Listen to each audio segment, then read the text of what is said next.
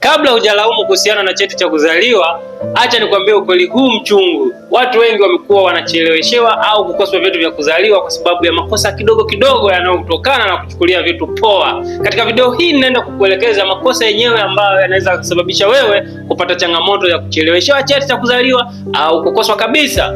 Cheti cha kuzaliwa ni muhimu sana katika shughuli mbalimbali za kiserikali. Ni muhimu katika masuala ya shule, pasipoti, ajira na huduma nyingi za kiserikali.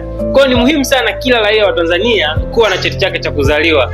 Lakini kuna baadhi ya mambo ambayo yanaweza yakapelekea wewe kuchelewa kupata cheti cha kuzaliwa au ukakosa kabisa kupata cheti cha kuzaliwa. Ambatana na mimi kuanzia mwanzo mpaka mwisho wa video hii, lakini pia usisahau kusubscribe, kulike, comment na kushare ili kusudi tuendelee kujifunza, kupata uelewa mkubwa kuhusiana na masuala ya vyeti vya kuzaliwa, lakini pia kuhusiana na masuala ya online registration tuweze kufika kwa pamoja. Kosa la kwanza ambalo linaweza likasababisha wewe kukosa cheti cha kuzaliwa, kwanza ni kutoa taarifa za uongo.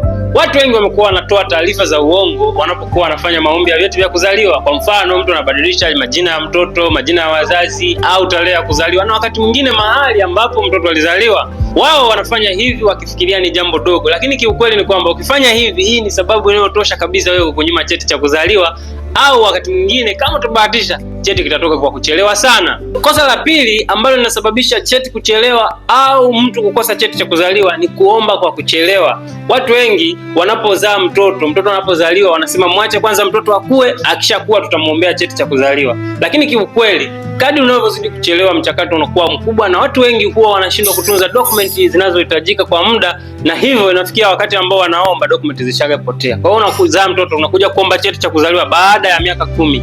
Hii inakusababishia changamoto ya kukosa dokumenti zinazohitajika. Watakuomba kadi ya kliniki, una kadi ya kliniki ya mimba ya mama una, na vitu vingine ambavyo vinadhihirisha kizazi cha mtoto huyo unakuwa hauna. Kwa hiyo hii ni changamoto ambayo inaweza ikasababisha wewe kupata cheti kwa kuchelewa au wakati mwingine usipate kabisa cheti. Kosa lingine la tatu ambalo linaweza likapelekea wewe kuchelewa kupata cheti cha kuzaliwa ni kukosa nyaraka muhimu za kuambatanisha wakati wa ombi lako la kuzaliwa.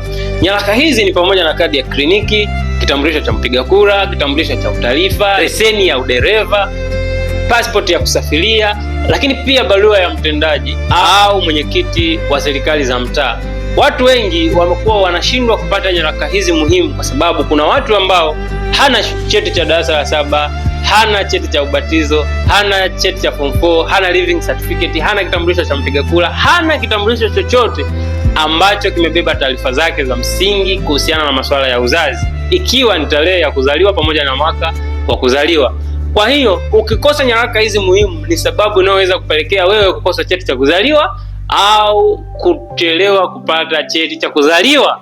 Kosa la 4 ni taarifa kutofautiana. Watu wengi hapa wamekuwa wakichanganya taarifa. Ni kwamba anakuwa na taarifa zinazokuwa zinatofautiana, hasa taarifa zinazomhusu yeye pamoja na wazazi wake au taarifa zinazohusiana na yeye mwenyewe. Kwa hiyo unakuta majina ya mama ni tofauti na majina ya kwenye kitambulisho, majina anayotaka kuyasajili kwenye cheti chake cha utaifa ni tofauti. Kwa hiyo unapokuwa unafanya application ya cheti cha kuzaliwa, hii inaweza ikapelekea wewe kuchelewa kupata cheti chako cha kuzaliwa au ombi lako likakataliwa kabisa. Kwa hiyo ni vizuri unapokuwa unafanya application ya cheti cha kuzaliwa kuzingatia sasa taarifa kuwa na ufanano, taarifa ziwe na mtiririko zinazofanana, taarifa zisitofautiane. Kosa la 5 na la mwisho ambalo watu wengi wanalifanya ni kufuata njia za mkato.